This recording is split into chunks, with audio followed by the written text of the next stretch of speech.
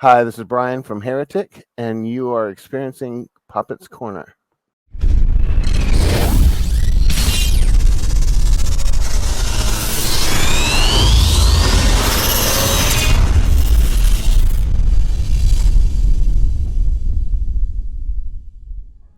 What's going on, everyone? Welcome to another episode of Poppitt's Corner. And if you just finished a live show with Insecticide. 15,000 people here tonight. Yeah, I think we're... Crowd is just emptying out, so it's finally quieted down, and I think the band was backstage signing merch and all kinds of stuff. So we're hoping we can get a few of the members out here. Sherman, where you at? Hello. Yeah. Oh, hey, there they are. Oh, Holy man. crap. Wow. Well, you know what? Let me switch spots so you guys can sit down here. That's awesome. Good night, Cleveland. We are being infiltrated by Insecticide right now. Quiet on the set. We're having some fun here, broadcasting out of Thanks for keeping my seat warm. Well, actually, technically, it's Verizon Wireless Amphitheater, Irvine Meadows, since it's now defunct. Hey, do you guys know why Sherman was so popular in high school? Because he had no gag reflex. Doot. Actually, we are at Sideshow Studios, a business that Gimmi and I started. And Gimmi left because he couldn't handle it. No, all kidding aside, I left because it was putting a lot of pressure on our friendship, and not to start off serious, but that's the reason I left. And he's doing a great job by himself. He loves this. This is his life. That's the worst violin I've ever heard. Yeah, that's awesome here. Not even. It wasn't even. It was clarinet. Yeah. Are you sure? Okay. And so, how many years here? Almost 20. Oh, this building? We've had the building for 12, and I've been down here for. Oh, let me just think that. I've been down here for 10 years, doing hourly and monthly. But we had the building for 12. But Sideshow has been an entity for almost 20 years. That's amazing. He was skinnier, and I had more hair on my head. You know why we called it Sideshow? No. That's where all the freaks hang out. So we could tie it in with the band, CIDE. Oh, that too. Sideshow, Insecticide. Well, first It was of all, that simple. Yeah. First of all, I want to thank you guys again for having the show here. We really appreciate it. It's nice to finally get Gimmi on. And of course, Mr. Sherman Jones, the one and only. Thanks again, sir, for all the hospitality. And to you and Gina and having me and Pops here. We greatly appreciate it. We're looking forward to talking shop and having some fun with you folks. You'll never get treated better by Sherman and Gina. So that's correct. So come on down to Sideshow. Dude, we got beers, water, juice boxes, Jolly Hole if you need it. Jolly Ranchers, whatever we want. and that's jelly donuts. And that's the last nice thing I'm going to say. So now, So usually how the show works, how I like to do things is get pretty much your whole musical career documented or just. So we'll be done in about 3 minutes, right? Yeah, right. Okay. You know, we are the most brutal band you never heard of. Yeah, it's for real. So what I thought we would do here is just kind of tie everything together. Because last time we spoke, Sherman, it was here about a year or two ago. I can't even remember. At this point, not going to date anything, but it was a couple years back. Knee deep in the pandemic at that point, or was it before? No, it was Pre-pandemic. pre. So 19, but 2019 probably. Well, I think it was a little bit even before that. So at this point, it's been a few years now. How are you doing? I'm doing well, and it's great to be back here in my own place. Thank you. Right? Yeah, you know what? We were talking before we went on air that a good buddy of mine has passed away since then, and you did the interview for him when we did your show here. We had like 9 bands that night. We had the beer, we had barbecue. It ran at like 2 o'clock in the morning. Yeah, it was fun. I got that slot. But you know, those are the funnest times. And once again, thank you for the interview for a good friend of ours, Dennis Berman. But you know, since then, you know, a lot has happened. You know, I lost my mom, lost Dennis Berman. I'm a grandfather now. You know, Gimmi moved to Las Vegas. His arm is hurt. We just trying to keep the band afloat. And I know, you know, that this is going to come to an end. It's going to be bittersweet. But we have found other things to do with our lives. And Sideshow is one of the things I do for me. It keeps my mind rolling. I like to be creative. You know, I am a personal guy, personable. And I enjoy being here. And does it work sometimes? Yeah. Is it? Can it be stressful at times when 10 bands are coming at you at one time and they all need something? Yes. But you learn how to delegate. You learn how to take care of things. I got Gina over there helping me in the office, whatnot, so she can take care of that sort of the end of the business while I'm prepping the rooms. And you get a flow, you get a rhythm, and I'm familiar with the atmosphere, so I know what to do, and I know what bands need what equipment. If you bring someone in here who didn't know the band, he might give them some thin cymbals for a punk rock band that's going to beat the crap out of them. They're going to be cracked in a 3-hour session. Who did that? You. Oh. We've spent really most of our adult lives backstage tuning and stretching and getting ready to do shows. And signing boobies. No, I never did that, dude. No, but so this is all super comfortable for us, just being around this kind of thing. He's better at it than I am. I went off and did my own business of other things. So do those tricks with the bands and coming in here and stuff, as far as breaking things or whatever, that obviously came with time. Oh, absolutely. You know, things just don't break. I tell everybody the same thing. You know what? It's rental gear. If the snare pops on you, just come to the office, get another one. Don't tell me when you're done, I get a discount because the snare's been busted. You know, it broke after the first song. Well, I have more. You know, so don't try and pull a scam on me. And that's all it is, you know. That's so. One last point I'll make is Tanner and I were looking at the kind of the instructions, the recording stuff, as far as time spent and how you guys don't charge for setup and that sort of stuff. And it reminds me of when Tanner was young. We used to go to this place in Laguna Hills, and shit. When you got in there, you're on the clock. So it's neat to kind of see how generous you guys are as far as helping people out. You know, they're only really spending time for the recording. Yeah. The recording that they're doing, they could do demos in here, and it doesn't cost very much money, as opposed to, you know, this day and age, you would think it would cost a lot of money to record. Well, so it's very fair. Yeah, try to be fair. Try to be I know what it's like to be on that other end. You know, this is a true story here. These are times where we would get to go on the road and do some gigs.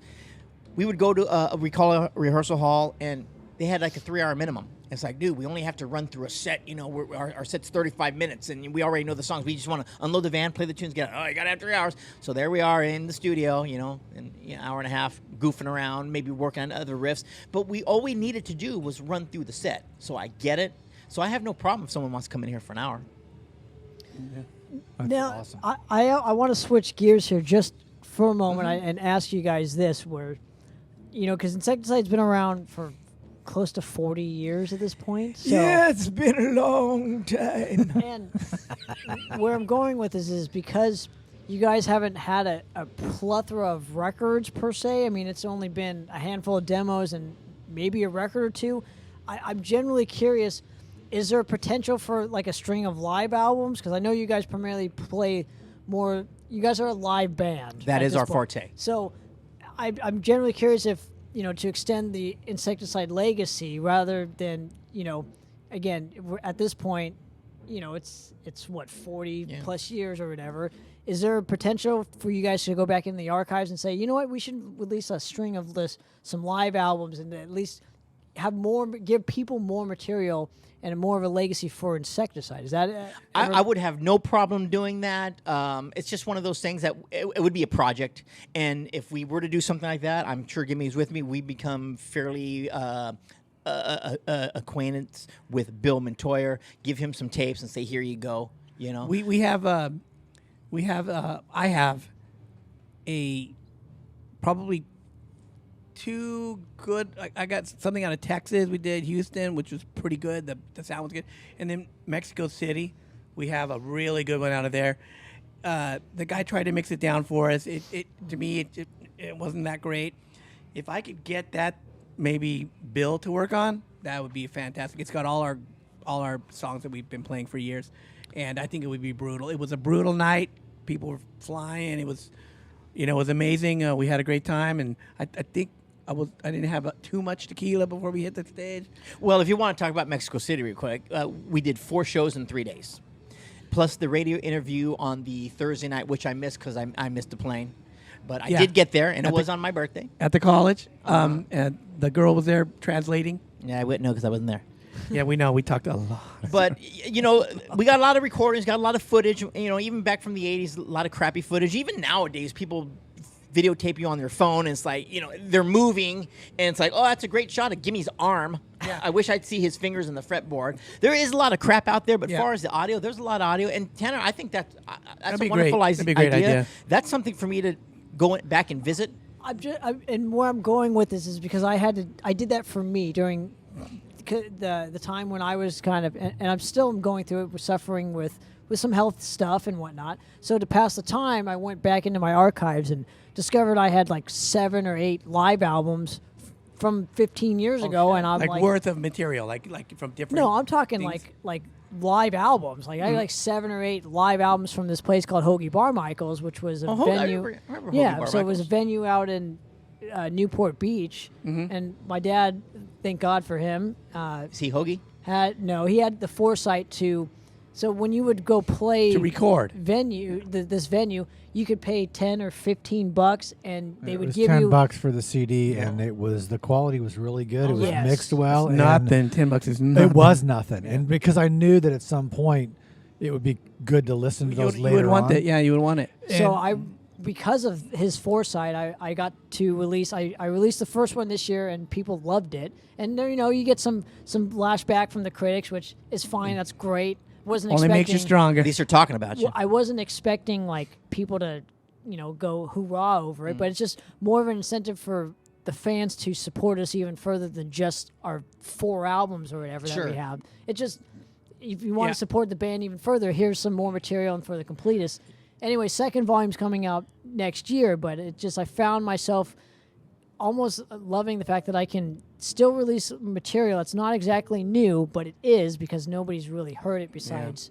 It's like That's what I a lot of bands put out live albums because they need more time. They're working on new stuff, and stuff ain't going right, and but the inspiration's not there, so it buys even them for a 3 or 4 band- years. You know. And not to cut you up here, but even it's for all a good. band of, you know, again, you've released a couple demos, an album or 2. It's just more of an incentive. Here's more material from our legacy.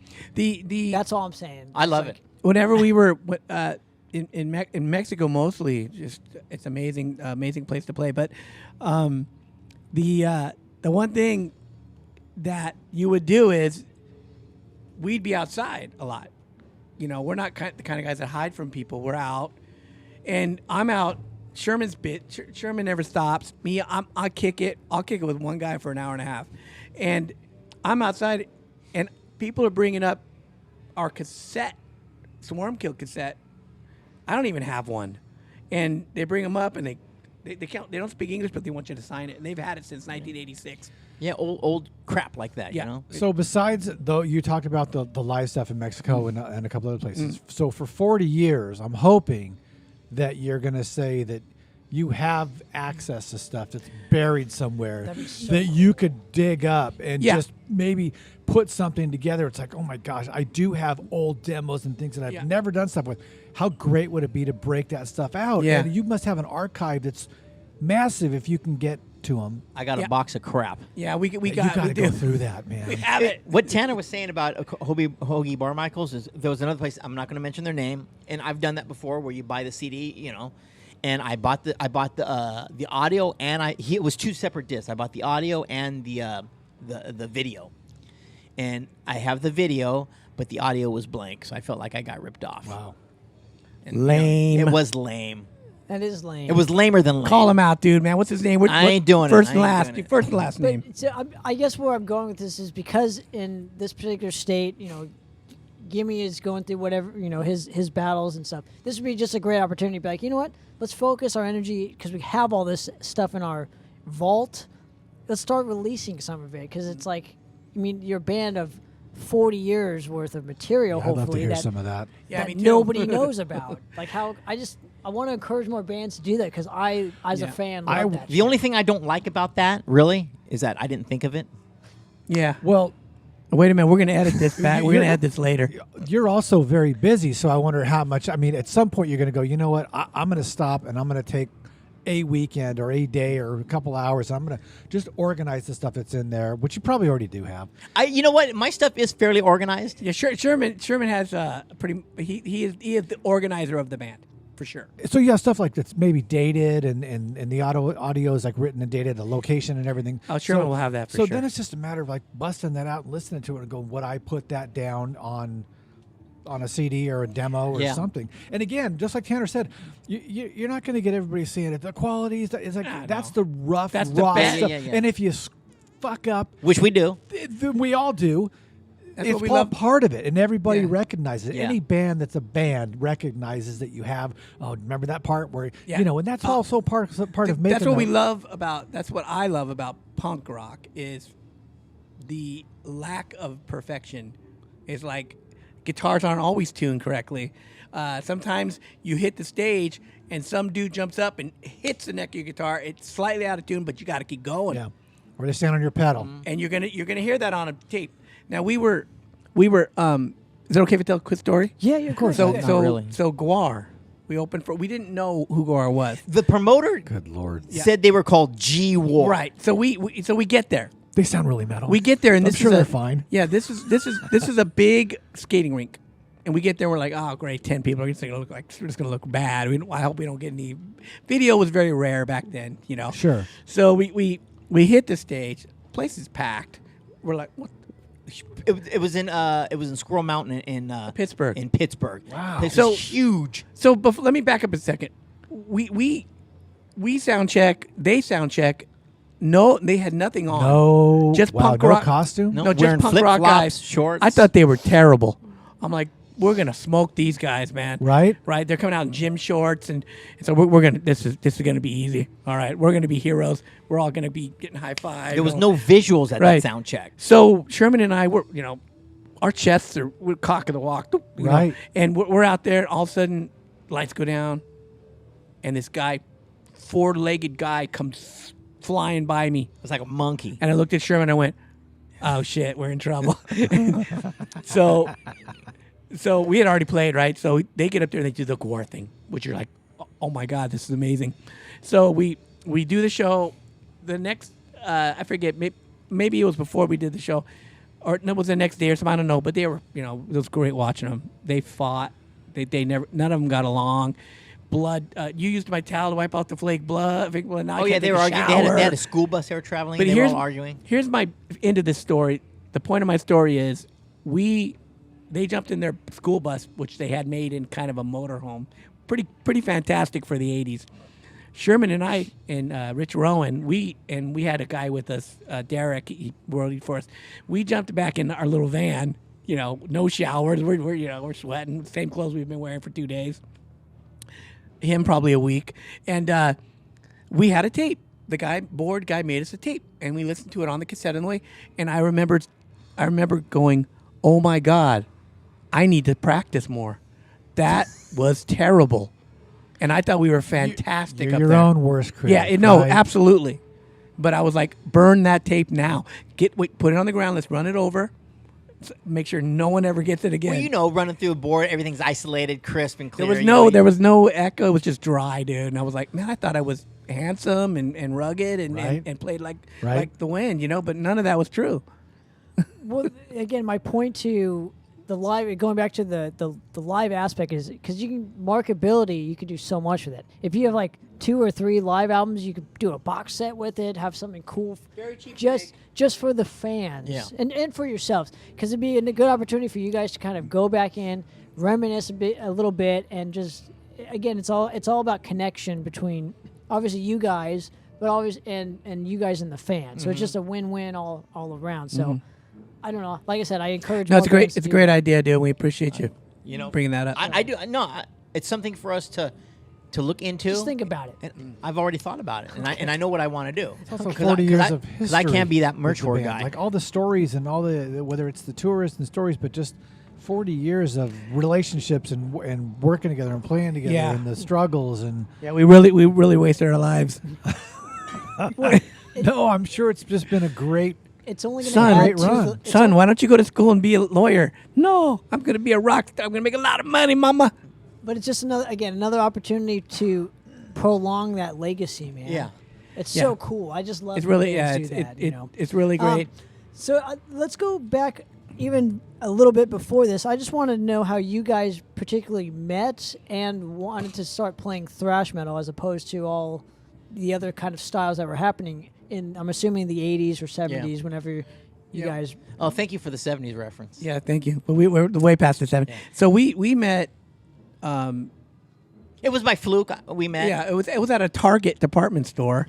He was working behind the hot dog. Back then, Target wasn't so sophisticated. It was a hot dog stand, soda, French fries, boom. Pretzels, popcorn, soda pop. Now it's like, a gourmet pizza. You name it, they have it. And I'm working. He's got his red smock on, and he's got a pin, a flying bee pin. So I'm like, real shy at that point. Give me a hot dog, and can I have mustard? Is that too much to ask? I have mustard.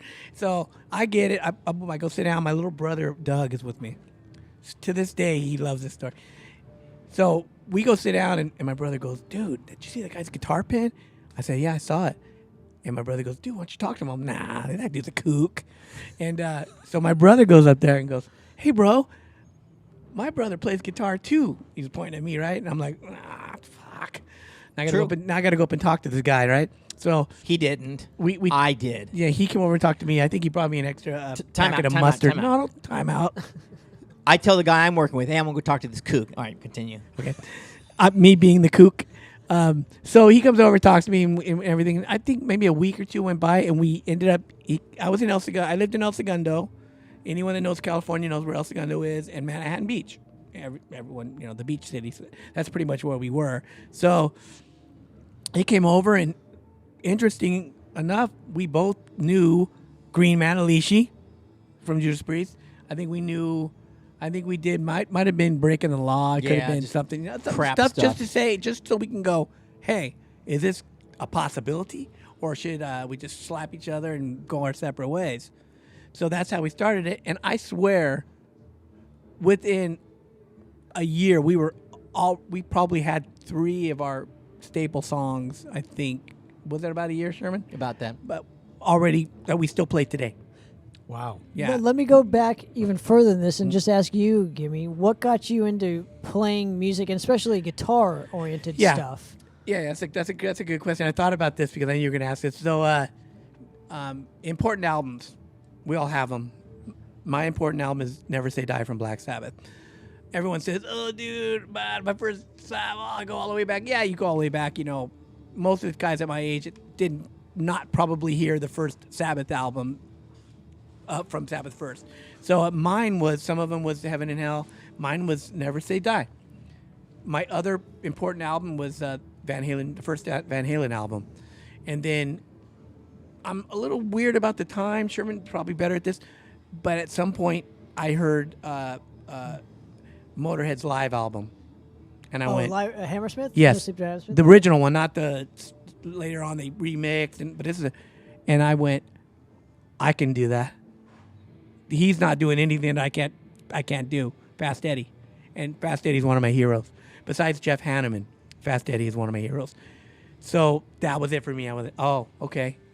And I was still sitting in my room in Huntington Beach, California, before I even moved up to South Bay. So that's why you chose guitar, not bass, or I was already playing guitar, but not very well, and I had no focus, and I had no vision, and I had no, where am I going? Am I going to play punk rock, which I loved, and I played with my buddy Kern Bates, Black Flag stuff like that, or you know what? And I knew that was going to be nowhere, and so I moved up to, my mom was living in El Segundo, so I moved up there just to get a job, to work and everything. And so that's when we all met, and my life had purpose at that point, which is really great. Right, but again, I'm going to circle back because I didn't really hear an answer for this. So what got you into picking guitar up at first? Oh, okay, so the first Van Halen album, probably. I heard it and I went, I'm never going to be this good, but I'm going to give it the old college try,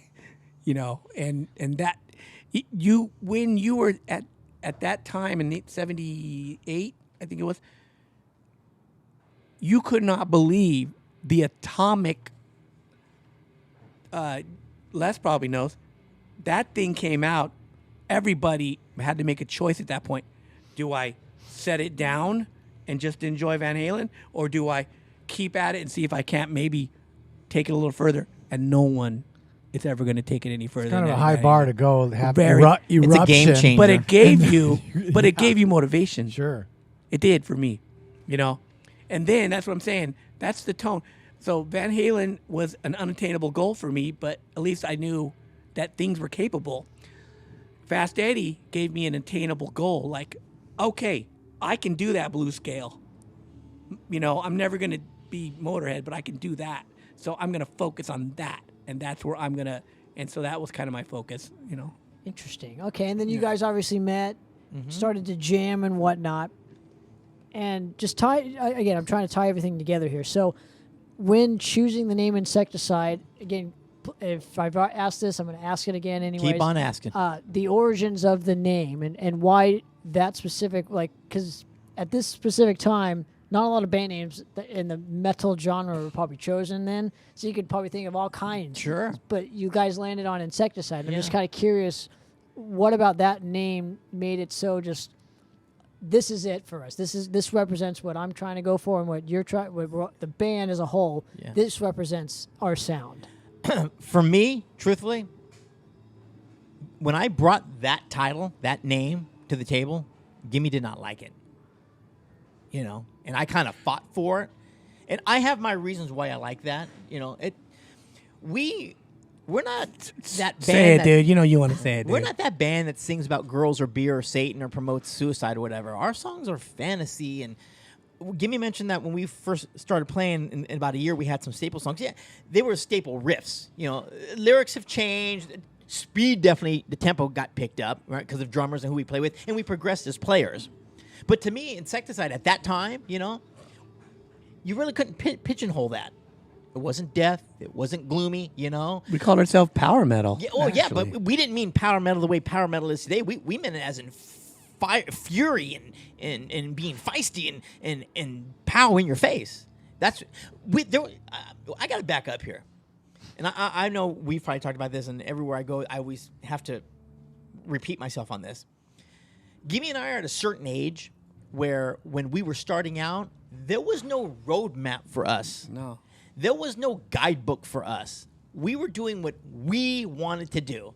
We were once in a rehearsal hall with Megadeth and Abattoir and Armored Saint. and Neil Turbin from Anthrax was across the way and Liebig Ford were there. Driving his They're Corvette. excellent players and great players. We weren't at that caliber. When I met Gimmi from the department store fast food joint, we were about the same level, you know? And we were able to grow together as I was playing guitar back then, as guitar players. I just got lucky enough to meet my best friend, and we had the same goals, aspirations, and ideals and likes that led us a certain way. I remember guys coming up to me saying, "What are you guys playing, punk rock?" And it's like, "No, we're all metal." Like, it doesn't sound metal. It's like, yeah, because at that time, Gimmi says this, and I'll test it to this day. We got a song that has a blast beat for a blast beat was a blast beat. I don't know if that makes sense or not, but it's 1986, and we're all, you know, I'm not doing it correctly, but we were doing a blast beat, but it was like a punk rock beat. That wasn't correctly. That's okay. And that wasn't popular shit back then. You were cornered as that was punk rock because it was so fast. And just the way it drove in our rhythm stature, you know. We're not technical players. Our music, if you actually break down all our riffs, we're not a melodic band.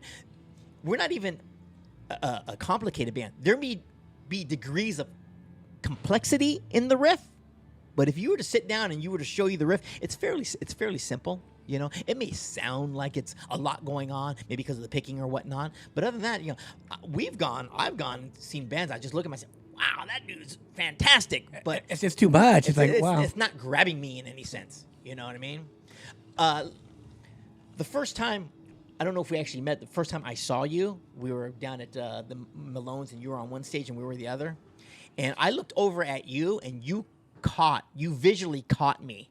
Your hair was all long and frizzy. You were playing shirtless, and you were bouncing around. You reminded me of a cross between Ted Nugent and Tommy Shaw. You caught me.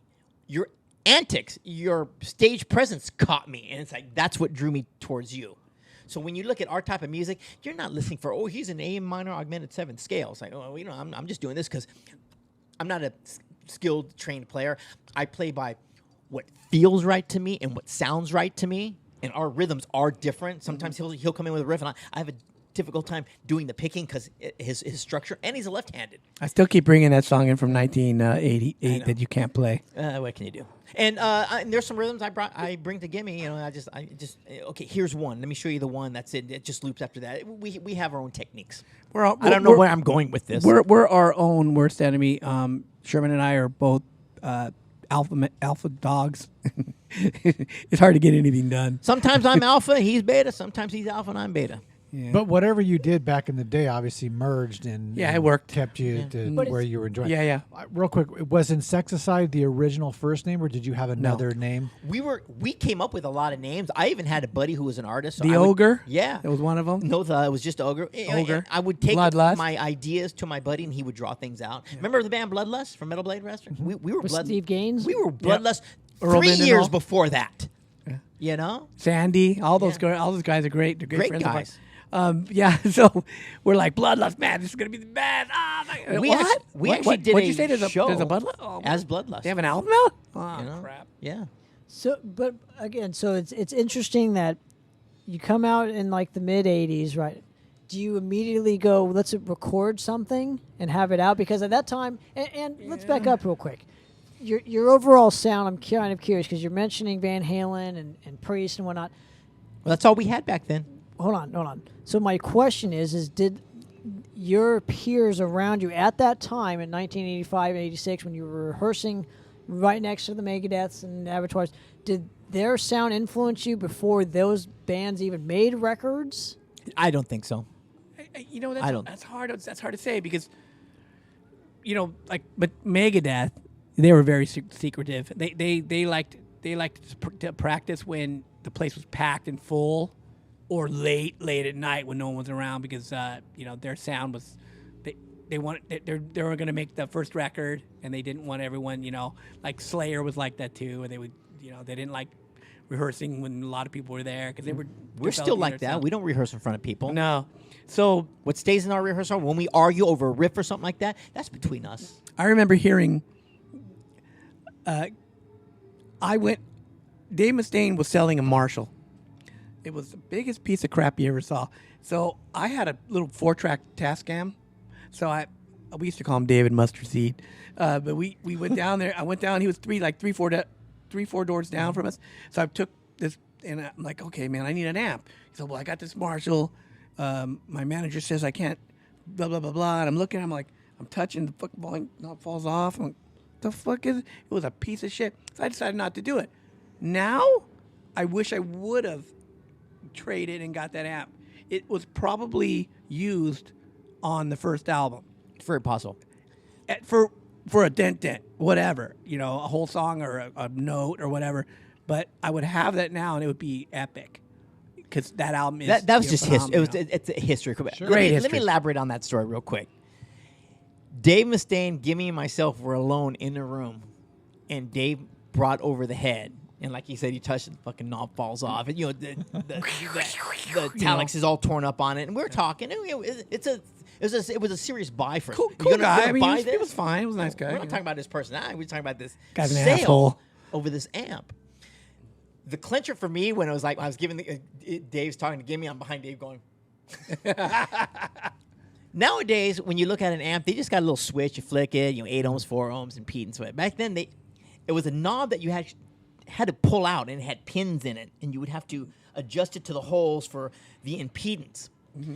And I was looking at the back of the amp, and I said, "Hey, Dave," I go, "What's up? How do you do the impedance here?" And that's when he turns. He goes, "Oh, well, what you got to do is you got to get a hanger and cut it and bend it." And it's like, he goes back to Gimmi. I'm all. But I wish I would have bought it. It was like next to nothing. I would have been a trade, Okay, so we established that obviously the scene didn't seep into you guys' sound at that point. So No. my question becomes this, is you record the demo around 85, 86. Again, you can tell me I'm full of shit because I don't know. No, it was 86. everything. And my point is so how valuable was it for you guys to not only join forces but record a demo right out of the gate? Because was that the bone of contention where it was like, this is all we have to promote? And so did you venture into the tape trading world? Tape trading was the only way. It was I would say tape trading was the means of media. It was that radio, that metal show. You know, you go to metal, you can hear any band instantly now. But it was a magic about it because Sherman would send off a letter. Sorry, I'm not used to this. Sherman would send off a letter to bumfuck Egypt, you know, and it would take weeks to get the letter back, and then you got to send it off again to order the demo. So it could be 3 months before you got that demo. Oh, there were people putting out fanzines that came out every 4 months, and you were hard for it send at out that in point, February, you know? but you don't get it till November. Yeah, but you were like sitting there with like I said, man, you're hard on for that demo, and when you get it, you have to listen to everything about it, and that's what was great about back in the demo days. Even before we I hate to cut you off. Even before we did our first demo, we had already gone through drummers. You know, well, even before we came Insecticide, you know, I'm the bass player in Insecticide by default. You know, we were 2 guitar players. We were looking for a singer, a drummer, and a bass player. And those are a lot of personalities you have to deal with. And the worst part of it. When I had switched over to bass, because we had, that's a story within itself. I had switched over to bass, and then we had lost our singer. And then I remember Gimmi saying, well, why don't you just sing till we like kind of find some guy, because this and that. I was like, oh, all right. So, you know, I gave my hat, threw my hat into the mix. Once we got a drummer, how things moved progressively faster. There were less mouths, less ideas. It was all our ideas now, you know. By the time we actually became a 3-piece, and I was now the lead vocalist, and I was the main bass player, and we had a drummer, we were on the road within a year. Yeah. And that's hard for a lot of bands nowadays. Now, this is hypothetical, so again, I just would like to have some fun with this question. Just do it. You know, but nowadays, you can record a record pretty much in your bedroom. Mm-hmm. Around that time, it cost thousands of dollars. So I'm curious if you guys were around today, like meaning just started today, would you guys want to go the route of, again, because you did it with the demo, where you did a demo right out of the gate, right? But would you go immediately into the studio and do an album right out of the gate? And pretty much, hypothetically speaking, if you were around today, what would be your tactic as far as a first recording? For me, I think I'd probably go that route because that's the means. You know, everyone has a laptop. Everyone can record right on there. You can mix, you can master, you can cut and paste. I think that would probably be it. Our goal, really, a lot of people were looking to get record contracts. You know, we have our shares of rejections. And at that time, pay to play was huge. We refused to do that. And the only way for us was to come in through the back door. We had to leave through the front door and come in through the back door. By the time I was 21, we had played Houston and San Antonio more than we had Los Angeles, and we were from Los Angeles. You know, you had to sell 50 tickets at $8 a pop, you know. Back then, gas was 69 cents a gallon. You know, you could go to Albuquerque and make $300. That's a lot of fuel. We did, and once in a while, the Anti-Club was a cool place back then. Once in a while, a gig would pop up, and we would know these people, so we would play a show with Phobia back then. Bloodlust. LSN. What was the one band? The guys from Agent Steel. They had that Holy Terror. You would do a show. You don't have to pay. We're gonna throw Insecticide on them. They're gonna open it. You know, we're good band to kick around. We were wearing our Wallabies at the time, and we aren't a fashion show. I've hit the stage many times smelling my own ass because we were in the same clothes for weeks. You know, it's no showers, but that's how we cut our teeth. But I'm saying the only time, like, we couldn't. Nowadays, you can go and play. You can get if you want to pay the money, you can get open for really any band you want. You play the Whiskey on a Thursday night at 7:30. Yeah. Go for it. I'm not going to do it. We're not doing that. No. So, again, so obviously you would want to do the record. Now, I'm curious around those specific times.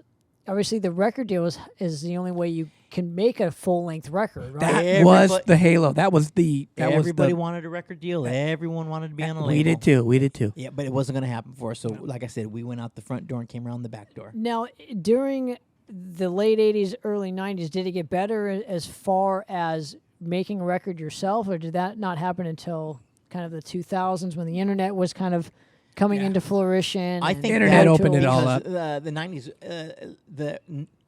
early 90s, I think were tough for a lot of metal bands. Metal was, all that grunge It and everything wasn't came in. happening. We actually changed our name for a while. We played the same songs, and we still wrote, but we just went under a different moniker because that wasn't selling. Now, did you do it acoustically? No. It was eyeball. We Smith and Jones. That's a good joke, Jones? dude. He knows about Smith and Jones. Oh, the Smith and Jones, yeah. Alias Smith and Jones. You didn't do a Tesla acoustic set for Oh Insecticide? no. Oh, by the way, Exodus, Testament, they all put out the ballad, bro. Don't let them lie to you. Yeah, Don't let we- them no lie to you because ballad- they no will. ballads here. So why not? We never did that. Well, on the For Dying World CD, I had some keyboard stuff that Delete. segued. Deleted. I agree with him. No, I'm just I kidding. I'm I just thought it kidding. had I a was- different dimension to us, because put it this way: Black Sabbath, one of the heaviest bands in the world. You can hear strings, you can hear choir, you can hear the violin, you can hear the keyboard, and their name is Black Sabbath, and they sing some pretty heavy stuff. I always thought our name took us into the sci-fi fantasy realm where we can get away with that. In a sense, I was just trying to add a dimension to us, where it's like between let's do this little keyboard part, cathedral piece. And, he didn't want it, and he would. You know what? I'm not going to sit here and beat a dead horse. I'm not going to argue with the guy. What an asshole. I was just bringing to the table. He didn't want to do it. Me. I wasn't going to get any positive feedback from it. So you know what? Let's just go from song to song. So I'm Now I can't wait to make an acoustic piano record. he's fucking with it.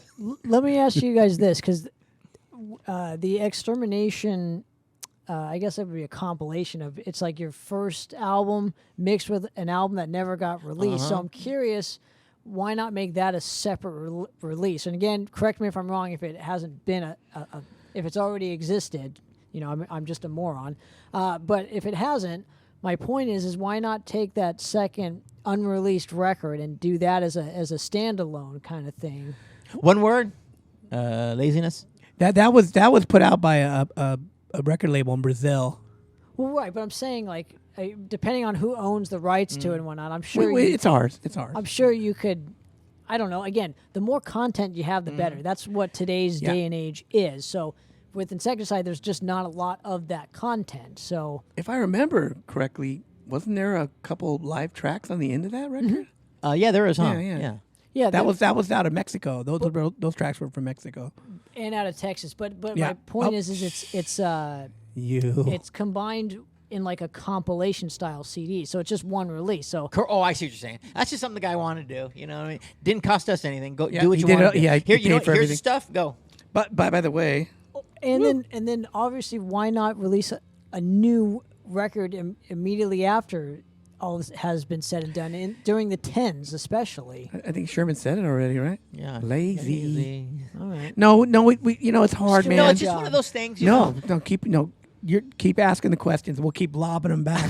But no, we just God, a lot of things have been a lot of things go on. It's hard for all of us to be in one place at the same time. It's hard for Jason. If we're both here, Jason's not here. If I'm not here, Jason and Sherman here. It's just hard to keep the ball rolling. As far as songs go, Sherman has no shortage of songs. I've got plenty of songs, plenty of riffs that I can't really play right now, but they're in here and easily can throw them on the guitar.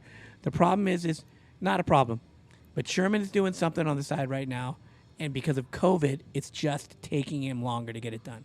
So, and he's dealing with musicians, and we all know how reliable they are. So, he's trying to get that done. I'll be honest, I wish he would get that fucking thing done. And I'm not trying to be a dick, but for his own sanity and for my sanity, we're never going to do anything like we're never going to go any further right now with Insecticide until he gets that done, because Well, unless he it's does a live taking- album. it was Circling back. live acoustic album with the piano.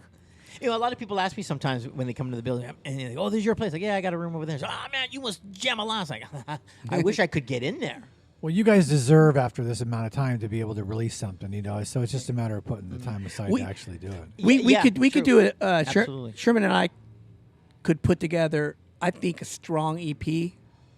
Probably within a year, we could do it if we could get together on it. And you know what that year entails? It means we probably rehearse 2 times a month for about 30 minutes to an hour. 35 minutes, Sherman. Come on. All right. It really comes down to time. It's hard. You know, Yeah. even what he's talking about, my solo thing right now, we normally try and rehearse on Thursday, keyword try, and we try to do demos on Sunday. And sometimes that just doesn't happen. And on our Thursdays, we normally get about an hour and 15 minutes, to work on the song, and then, okay, we'll stop here. And then come Sunday, if everything's a go, we try and cut a demo or at least get part of it done because the mics are already set up. Then next Thursday, we come back and you know what, we're going to try this. And then 3 months go by. It's like, okay, all right, cool, the song is done. And that's for one song. So I see what he's getting at, why it would take a year. It's not Yeah, like it would be we're a playing year. every day for 8 hours. If that was the case, we had nothing else to do, and we could play 5 hours 4 times a week. Oh, dude. It's incredible loyalty 3 months. with all the years you're talking about that Yeah. no one really has given up. You just, I No. mean, you understand the time constraints put on everybody, and you try to put together time to record and do things together when you can. The fight is worth it. I mean, we're not reinventing the wheel here. We know what we're capable of, Sure. and more importantly, what we're not capable of. And that's the important thing. People think, I'm going to be this. Well, no, I'm not. Sometimes you got to stand back and go, well, maybe I'm not going to be Eddie Van Halen. Maybe my existence is going to be more between Fast Eddie and a punk rock guitar player. Maybe that's where my zone is. So let me stick with that and do the best I can at that. We are not without our critics. We have lots of critics out there. We have been accused of underperforming our music. All these guys can't play more than 3 riffs. Yes, we can. I can write a complicated riff, but it's not what we want to do. There are people out there that do a great job at it, so I'm going to let them do it, and I'm going to do what I do. Yeah, write what you enjoy as opposed Yes, to having yes, writing it yes. because you think of I'm not in someone else will- competition with Right. these people. When Right. you hear an Insecticide song, you know what you're going to get. You're going to get about 2 minutes and 15 seconds with probably 4 riffs, a break, an intro. Fast and and, heavy. 12-second solo. You're going to get probably Awesome. 13, 14 lines of lyrics, and then it ends, and then we're going to go into another subject, another topic. No bridge. It would just drive me nuts just to have the same 12 songs playing over and over again for 40 years. That would I know. drive me fucking No, I know. nuts as a musician. So I don't know how you guys do it. More power to you. But I couldn't fucking do it. Well, there's My- a lot of songs we don't play too. Yeah, just we because can- it comes down to when it's time. We don't play for like 6 months, and we get a gig, and then we do 3. When we We did do the the set. We do the set. Yeah, when we did the Hood's Got Talent, we had 3 rehearsals at about 20 minutes a pop. Yeah, just enough, but not too much. Yeah. And then when we went to the Hood's Got Talent, I went and I took the DA off to the side, and I said, "Hey man," I said, everybody's 2 of our songs is shorter than everybody's 1 song, and I said, "Can we play like 5 songs?" And I told him, I said, we're going to do 5 songs in about 9 minutes. And he laughed. He said, "You're going to do 5 songs in 9 minutes?" And I was all, "Yeah, He said, "Hold on." He came another back. day in the office. He said, "Okay, you do 5 songs in 9 minutes." I said, "Okay." And we had practiced a certain way. And I said, "You want us to do each individual song? You want us to do it in 2-set increments? You want us to do it straight?" And he's all, "Just do what you're going to do." So we went in there, and they said, "Action, quiet on the..." They said, "Action, quiet on the set, quiet on the set." And, Fuck you. and we were done in under 10 minutes. That's insane. Went a little over 9. It was over 9, but for sure. I have a quick question. Back up to your guys' early days. Go through your drummers. Did you?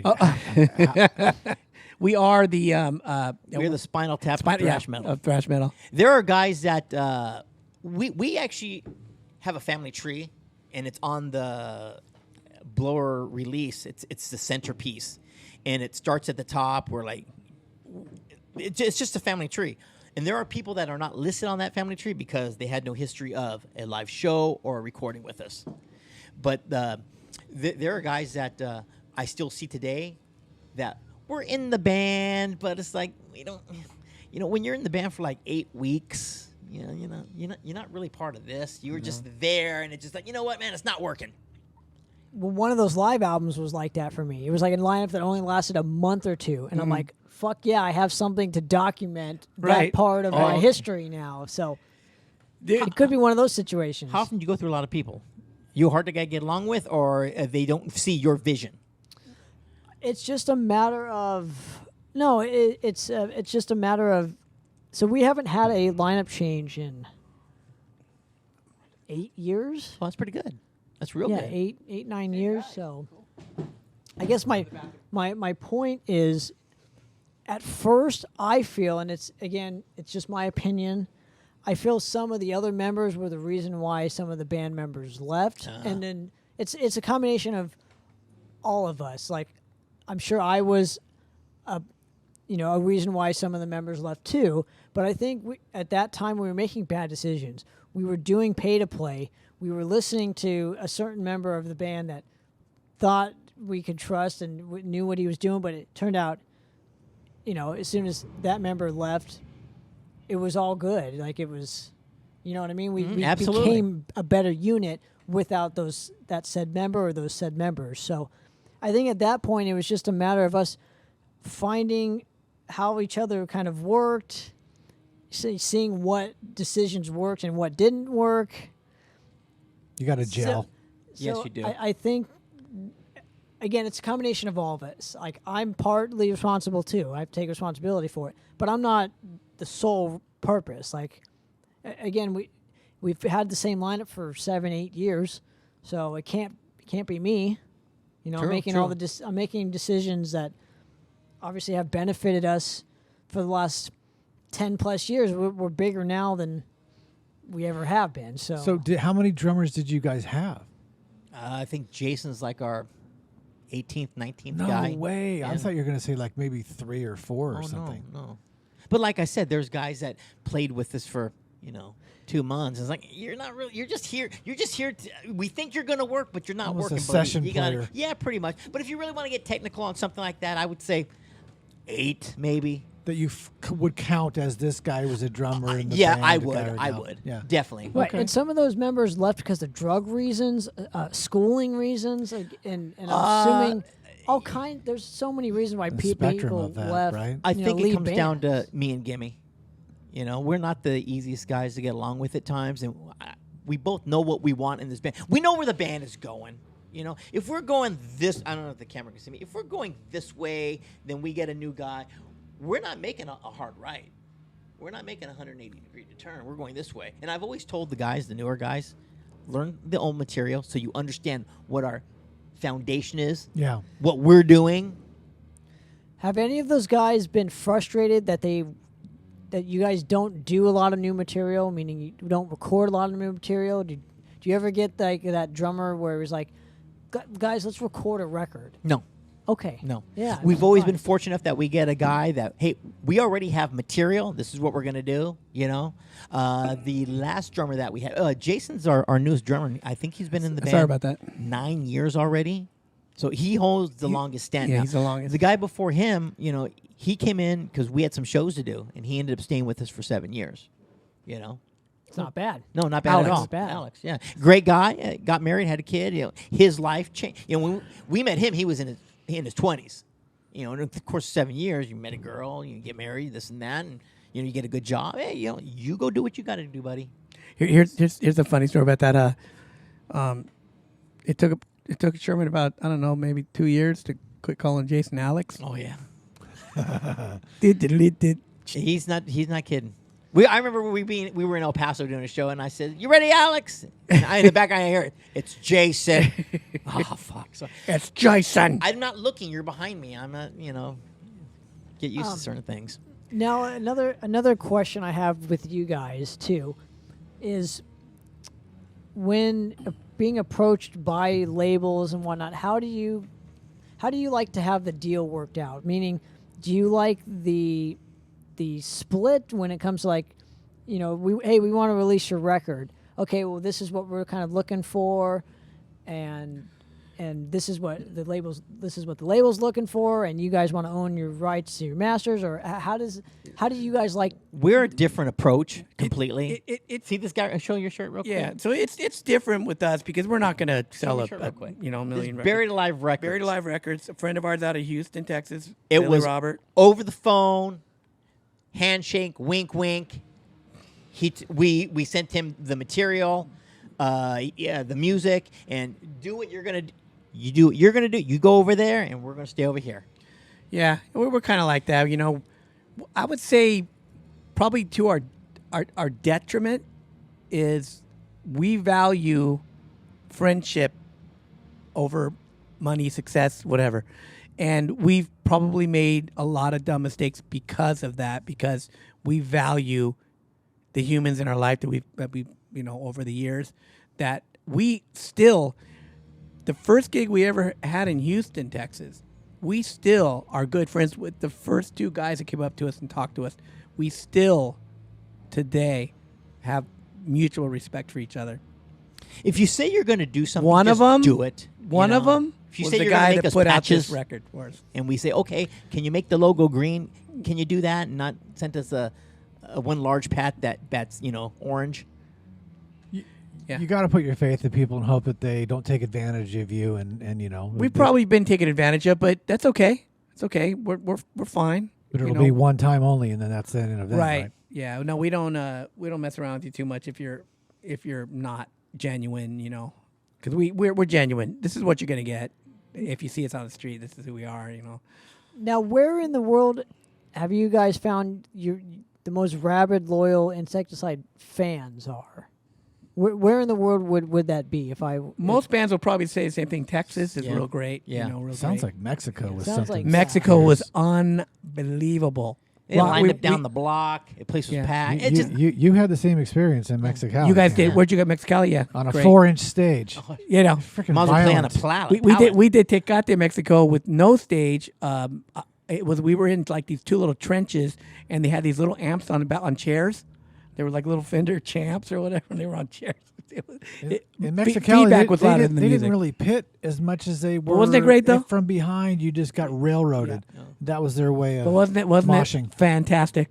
It doesn't matter. It's just pretty fantastic. bitchin'. It was like 98 degrees at about 1:30 in the morning too, wasn't it? No, that was in the venue. Outside, it was like 100 and Oh, yeah. 100. They had a little bit of air conditioning. it was- balmy. Balmy. It was colder in the venue than it I was don't remember anything cold. outside. Yeah, well, it was 100 outside and or 110 outside, 100 in the venue. Taxi Were you driver sure- didn't even know where he was taking us. I'm like, Were you shirtless? there's some problems going to happen. Brought to you by Miller High Life. Right. Boop. Anyway, what a great though to be able to play Mexico and say you played there, or Canada, which we've done, and it's just really great. The fans out in Mexico are completely different than States fans. Oh, by far. And where I'm going Rabid. with this is Life. That's their life. out there, they get a show maybe once every Right. 6-7 months. That's what it is. Out here, we get it every week, every day. There's someone tonight's Friday. There's 3 shows happening. You You can't. well, You can't way to afford to date go to this, all but of them. thank you for that. Yeah. Way to date this. We're It is- saturated, and It is. It's Friday. Oh. So my point is Absolutely. I think That's they exactly the perfect word. value shows out there a heck of a lot more, and especially if you're playing like a heavier style of metal. Mm-hmm. There's a lot of rabid metal fans out there. It doesn't matter what the band sounds like; they're coming at like 1 o'clock in the morning. Hispanics love their metal. And there were people that could afford and wanted to buy your merch and stuff because you were there. But I remember specifically, I don't know if Tanner remembers this, but there was somebody that wanted to buy like a shirt or something for the band, and They only didn't had have any $2 money. or Yeah, whatever. Tanner gave him the shirt. You got to Oh, do nice. it. You got to do that. Because in the long run, somebody down in, in Mexico is wearing your shirt, and other people will see it, and that's all you really need. It's really to have free people go, "Wait a advertisement." minute, I want to, yeah. But it's also good. That says something about the people in the band and stuff. Oh, like these guys Mojo. are- It's good. It's Yeah, good. It's yeah. good. It's just good. I thought you were going to say they wanted to buy Tanner. Well, what I was told was they That was a good one. spend all their money on getting into the show. Yeah. So they don't have money for the merch. That's why I brought. Not only that, transportation. Some of those people will be on a bus, a train, a taxi for 3 hours And or all walk, day and then just walk. to get there and walk. Yeah. We were supposed to do Mexico City, but there was a major thing with Juarez and other shit Like going on cartel in Mexico stuff? City. Yeah, yeah. And the show that was supposed to happen that we got all our visas and stuff for didn't ended up happening. No, it didn't. I can't remember what for. But again, Texas and Mexico. Have you seen a lot more Brazil fans or European fans for Insecticide? Do you ever get hit up for that? He does. I'm not a tech savvy person. I don't even have a computer. Gimme takes care of all that. We've got. There's a lot of people scattered like in Central South America that know Insecticide, have the demo. They know that we're never going to get down there, but they just, I think that they just feel like they're special because they have this little cassette tape, which they probably have already put on a CD just in case, and they don't probably even play the tape anymore. They put it away. These guys are collectors, and they have shoe boxes full of. Probably have the first legacy before they were Testament. They probably have like a demo. These guys are collectors, man, and they're serious as a heart attack. Now, I want to change gear. Want to shift gears here, change topics, and just ask you both this separately, individually speaking. Is there a specific person that has made a tremendous impact in your life that's maybe not a musician or like where I'm going with is like a Dennis Berman, right? Mm-hmm. He's a sound man, but he's had tons of rich history in our community that maybe nobody knows of, but he's made somewhat of a big impact on your life. Do you have somebody like that that you can kind of share with us and bring it more towards the light and document it? Does Jesus count? Actually, I was gonna say very deep. That's a joke. That's a joke. I was gonna say I just want to thank Jesus Christ From Mexico, Jesus from Mexico. That'd be Jesus. No, we've met people throughout the course of our lives because we had lives before Insecticide because we were doing those other bands with crappy ass names and whatnot, and that's the crappiest of them all. But yeah, we mentioned the Wizard. We've known the Wizard a long time. Dennis Berman, dear friend of mine. I towards the end, he became like a surrogate father to me. People that we met along the way, we have a good friend who's a DJ from Texas. I was able to speak with him when he was in the hospital a couple times. He always made it a point to come to our shows. There was one show that he came to, and he just had a kid, so he came with his newborn baby, and he stood outside, and we went out and hung out with him. He's passed away. Those are the type of people, and those are lasting friendships, but they're in the metal scene. They're in the community. They're noteworthy people. Does that answer? I don't know. Did I evade the question? No. Yeah. These guys are salt of the earth, tried and true. Music is their life, and his name was Wes Weaver. He deserves to have a name, have his name said. But absolutely, I'm sorry. That was. But he's these are guys that lived it. They live and breathe, eat, drink, shit, sleep, metal. Yeah, like Wes was probably if you came up to him and you said, "Hey man, listen to my band, we're death metal," and if he listens to it and says, "That's not death metal," he's gonna tell you, "That's not death metal. This is death metal." He was serious at a heart attack. If that's not fucking what I think real death metal is, he will literally throw the tape at you and say, "No, that's not death metal." And Wes this guy was serious. He was not a musician. Yes, He was. He was. Okay. Yes. But he was. We met him. Oh my gosh. Blaspherian. Blaspherian. We met him at KPFT. He was just a DJ. A DJ. Okay. And there's a video. We don't know where it is, but it's floating around. Sherman and I both had leather jackets with no shirts on, right? About 110 degrees. And we were both like, That is so sexy. we were just itching the whole time. We were just like, it was hot. But we wouldn't take those jackets off because we were metal. And I think I was scratching my ringworm. Gross as yeah. Yeah. Well, Sherman's probably went the longest out of all of us not showering on the road. What is an aspect around, especially here in L.A. Orange County area, that made a significant impact on you in the 80s that hasn't been documented? I'm always trying to find those nooks and crannies. You're talking like personal people in our lives, or Well, not only that, but venues like watching the Wally George stuff. Oh, like, yeah. oh yeah, Wally George. He was in Orange County. I got a story about Wally George. Woodstock Club. Oh, yeah. I don't know if you guys. That was kind of Stanton. I think it was Stanton, California, or it's like on the Down edge of Santa Garden Grove. Ana I grew up somewhere. right there, so I could walk. Jezebel's. Yeah, Yeah. Jezebel's. I could walk to the Woodstock. Woodstock is where a lot of the bands that we love and respect today played in the 80s when there were nobodies. You know, Dante's Fox, which ended up being Great White. Striper. I saw Great White with like 5 people. Yeah, At, At the Woodstock? at Woodstock. Yeah. Anaheim. No, it wasn't Anaheim. Yeah, it was. Anaheim. It was. But it was right there. Yeah, Like Garden Grove area. Right. Also Stanton, with Jezebel's. right off and Beach so- Boulevard. Gimme mentioned the Anti-Club, and we were, I don't know, maybe about 9 years ago, we took a trip, and we were out at the Rock and Roll Hall of Fame, and we were going through they had a little metal section, and inside the metal casing that they had, like Dave Elson's bass and some other stuff, there was a flyer in there from the Anti-Club. Wow. It's like, oh, wow. I was actually the bartender at the Anti-Club for a year. Is that right? Yeah. I was there. We did a one Wednesday night show. I did not know that. Can you believe that? I did not know that. That was a bartender? No, I did not know that. Because you have doing his own thing at that time. Those times, him and I didn't see each other for years. 2 years. I mean, 3 years. But I was working at the Anti-Club one night. But and we never said we never. We never ended the band. No, it was never. You go do your never a thing, I'll do my yeah. thing, and I'll see you when I see you. That's It's one of those amazing. things. And it was a show at the Anti-Club on a Wednesday night, and Naked Aggression played. Remember, Naked Aggression was on Volume 3 of the Metal Massacre. the Decline of the Western Civilization, yeah. the street Okay. punk. We played years. again with them later at the Crest in Torrance. That was just aggression. Okay, so the Woodstock anti club. I'm always just searching for those nooks and crannies that I haven't documented Yeah. out here. So I was just curious if there's. Well, the Anti-Club. And everyone knows that Chuck Landis's country club, but you look at those nooks and crannies. I can't think of anything off the top of my head, but we'll get to it. Hey, Gimme and I used to, before we were looking for bandmates and I was on guitar, we would go out looking for drums. We went to this gig one night, and I think it was at Radio City, one of those places down there. It was in a strip mall, and this band called War God was playing, and Gene Hoglan, before he was in Dark Angel, was the drummer. And Gene came.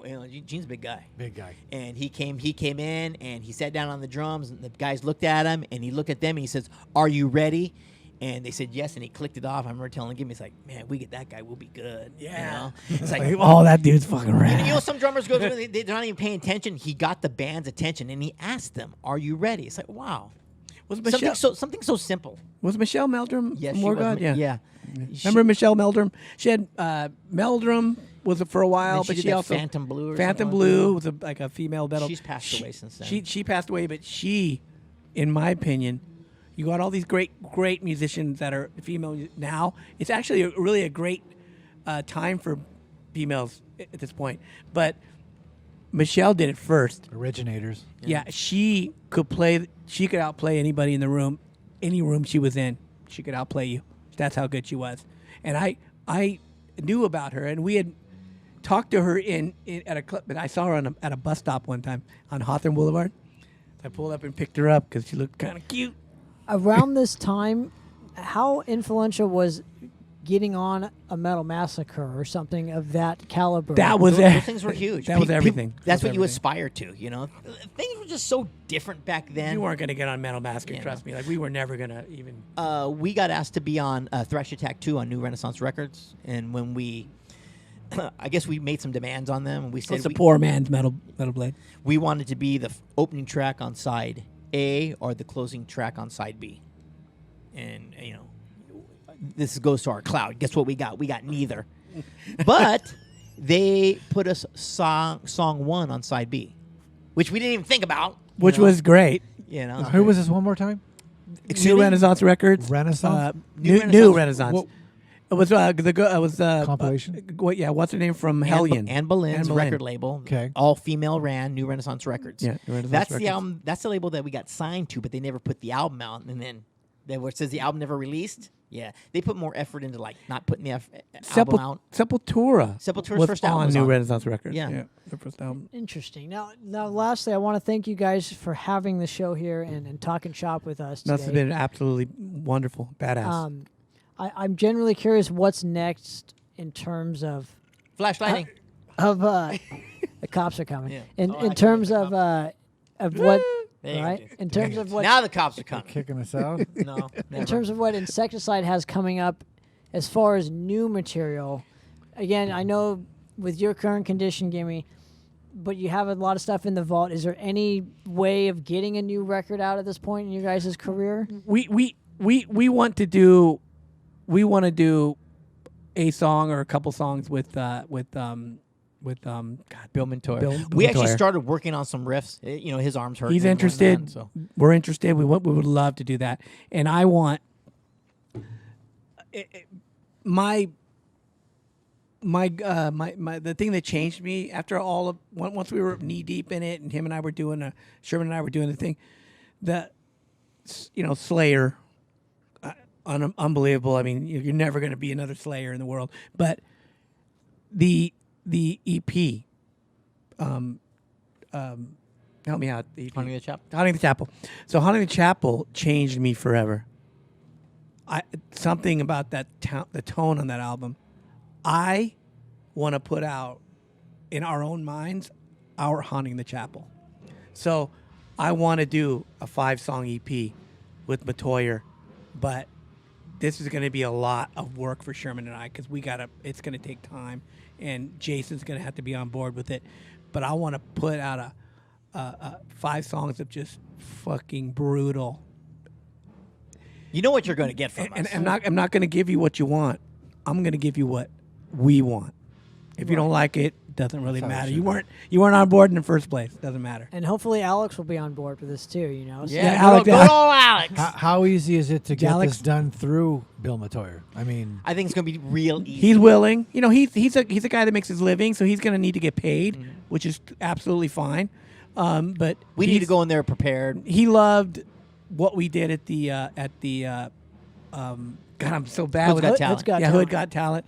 He loved what we did. We love what he did. We know that he's going to be amazing. He's worked with like really all the greats of metal. Right. Yeah. You Right, know. so- Hey, I don't know if we're coming to a close. Or not. We are coming to a close. So I want to thank you guys again for coming on the show. Where's the best place to support the band? And of course, Sideshow Studios. We need to give it. 310 Before we give you that, 324. we wanted to give you this. Oh my god! This is the album from Buried Alive Records. Oh my It's for you. gosh! Wearing the shirt right here. I love it. That's Billy Robert.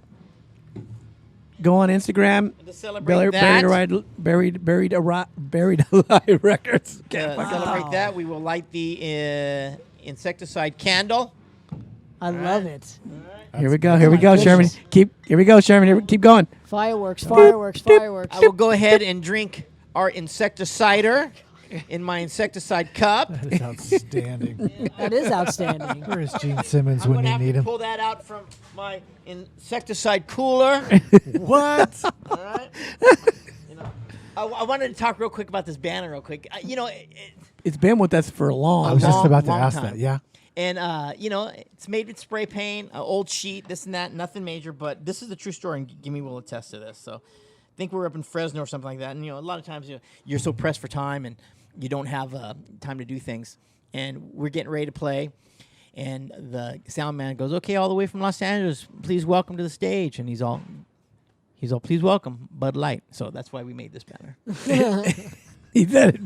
I love it. So. That band plays a lot there, probably. All right. So Almost every night. Just before you sign us out and kick us out of our own place, we may have to do one. We may have to do another one of these because we're not name droppers, but Sherman and I have hundreds of stories of us and other well-known people in the world of music. Well, tonight was kind of about us, right?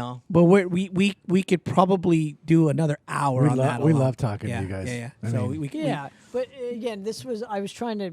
My ultimate goal for tonight was just to kind of group all of your guys' history, not us per se, but just group your guys' history and document it. Because again, I've been trying for. I'm not even gonna The elusive? I'm not even gonna sugarcoat this. I've been trying for months, if not a year, just to interview. Yeah, you Gimmi. You So we talked about it at that one here. Yeah, at that. but it never happened until today. So I want to thank you guys. Nailed it. for for giving us a few minutes of your time. No Wait, worries. so we you, were have just you have a lot of Gimmi? all my minutes. What is he doing here? Yeah, what is Yeah. he doing here? Well, and Sherman, of course. Lurking in the shadows. I love the fact though that he says I'm going to drink my insecticide out of my cup, but he doesn't pour it in his cup. So He wait- tried. Nobody has to know that. Hey, wait a minute. What's that? Hey, I got a quick story, because this goes back to when Gimmi and I were, we were two guitar players looking to form a band. So we needed a drummer, we needed a bass player, and we needed a singer. So we had a drummer at this one time, and he was, remember the band, the Weasels? Yes, Okay. hit him with the You right- hit him with- yeah, pay beat for make your- her your make her pay mistake. for her mistake. Yeah, he was our drummer. Yeah. So Wow. we had a Call singer. him Buzz. Yeah, Jim. and Jim. We're auditioning bass players. So this bass player walked in, right? Long trench coat, long hair, and we're all, wow, and the name of his band was spray painted on his case. And we're all, wow, look at that, right? Wow. Yeah, cool. We can't be in the same room with this guy. Yeah, so the guy gets on his bass and he starts noodling around, warming up. So, wow, that guy's really good. So Gimmy's, oh, hey man, go show him the song. So we have songs, right? So I go with that. Hey man, here's the song. And this is how it goes. It's, dun, dun, dun, dun, dun, dun, that's the riff, right? He's oh, okay, all right. So you tell Buzz, hey man, hit it. So he starts the song. We start playing, and back then everyone wanted to be Steve Harris and be this bass player. That's not what we wanted to Everyone. do. We wanted to be a solid power metal band, but not power metal, that power fury.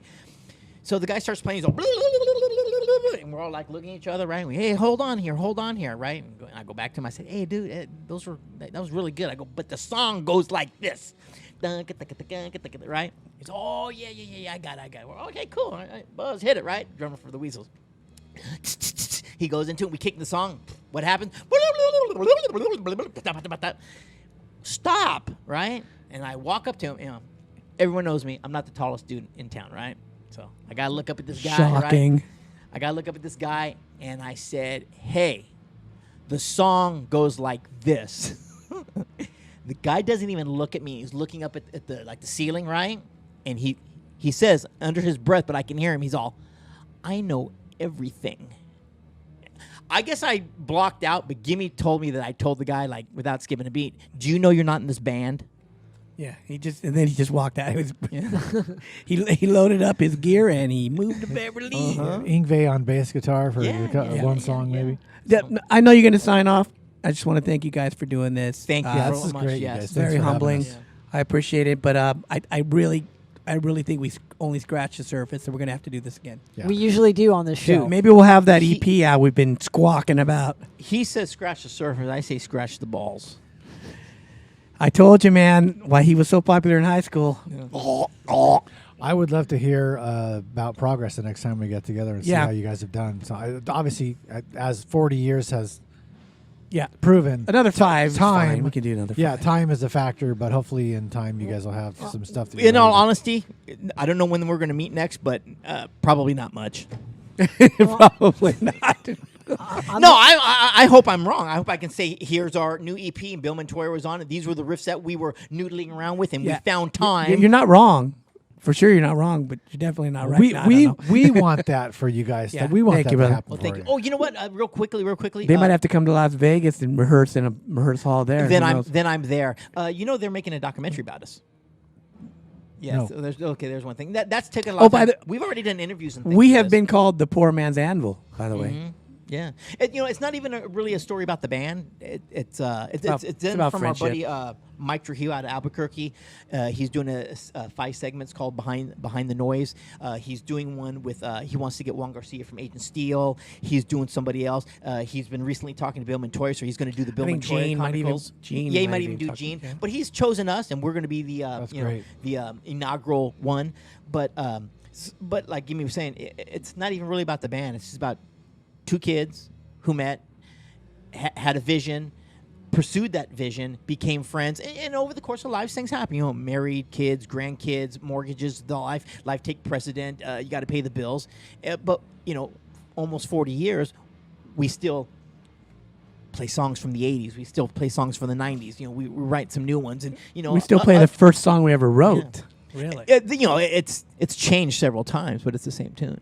Well, we look forward to Okay, when cool. that comes out. You Yeah. know, we gotta come back here and either play the movie or play it after the interview, whichever that'd be one. great. So. Yeah. But Mr. Sherman Jones, Mr. Gimmi, I want to thank you again for having me and Pops, me and Dad it's here fantastic. at your humble abode and all the hospitality. So. Thank you guys. What a great night. What a great Security's here. This is how they kick us out. out. Actually, I am security. Oh yeah.